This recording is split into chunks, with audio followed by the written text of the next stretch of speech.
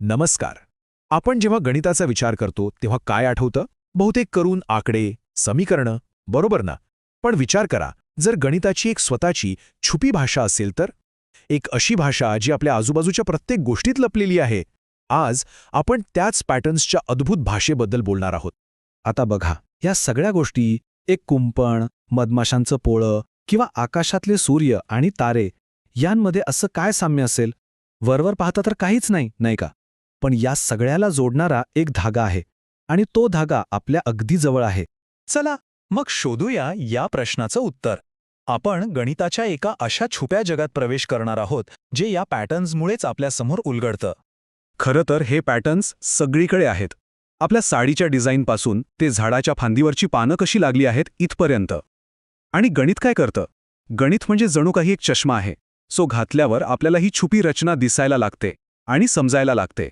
म्हणजे हे फक्त डिझाईन किंवा नुसती पुनरावृत्ती नाहीये, हे त्याहून खोल आहे. असं समजा की हे आपल्या जगाचं मूळ ब्लूप्रिंट आहे, एक अशी रचना ज्यावर सगळं काही उभं आहे. बरं, आता आपण डोळ्यांना दिसणाऱ्या या पॅटर्न्सवरून त्यांच्या मागच्या मूळ कल्पनेकडे जाऊया, म्हणजेच संख्यांकडे. जेव्हा संख्या एका विशिष्ट नियमाप्रमाणे येतात तेव्हा त्याला अनुक्रम किंवा सिक्वेन्स म्हणतात. याला ना एक गुप्त कोड समजा, जो आपल्याला फक्त समजून घ्यायचा आहे.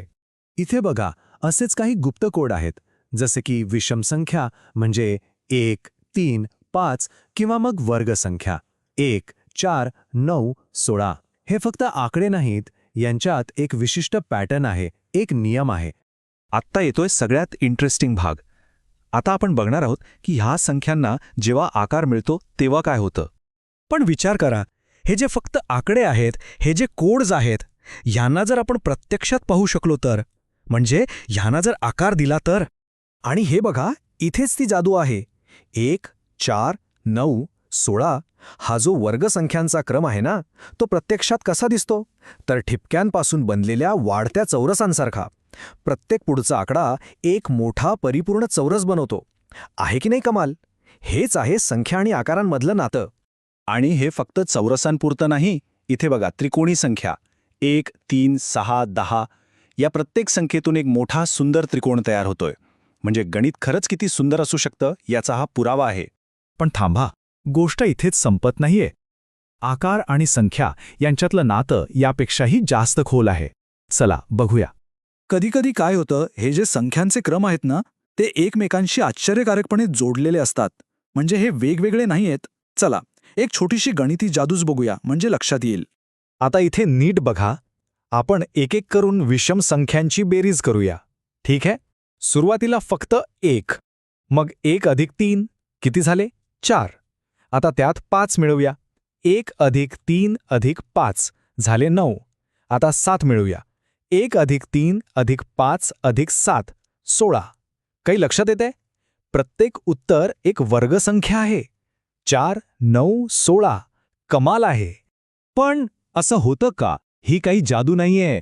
यामागे एक सुंदर तर्क आहे. इथे बघा, प्रत्येक वेळी जेव्हा आपण एक नवीन विषम संख्या जोडतो तेव्हा ते ठिपके आधीच्या चौरसाभोवती अगदी व्यवस्थित बसतात आणि एक नवीन मोठा चौरस तयार करतात. हे फक्त आकडे नाहीत, ही एक भौमितिक रचना आहे. आणि मला वाटतं हेच गणिताचं खरं सौंदर्य आहे. फक्त उत्तर काढणं नाही, तर असे छुपे संबंध शोधून काढणं आणि ते समजून घेणं. तर आत्तापर्यंत आपण काही पॅटर्न्स बघितले, पण हे तर फक्त एक लहानसं उदाहरण आहे. आता आपल्याकडे जगाकडे बघण्याचा एक नवीन दृष्टिकोन आहे. हे पॅटर्न्स फक्त सोपे नसतात. काही पॅटर्न्स खूप गुंतागुंतीचे आणि तितकेच सुंदर असू शकतात, जसे की या षटकोनी संख्या. त्रिकोण आणि चौरसाच्या खूप पलीकडे एक मोठं जग आहे, आणि हे गणितीय सौंदर्य आपल्याला तिथे घेऊन जातं. तर आता आपल्याकडे बघण्याची ती नजर आहे. मग आता प्रश्न हा आहे की यापुढे आपल्याला आपल्या आजूबाजूला अजून कोणते नवीन आणि अद्भुत पॅटर्न सापडतील? शोध कधीच संपत नाही.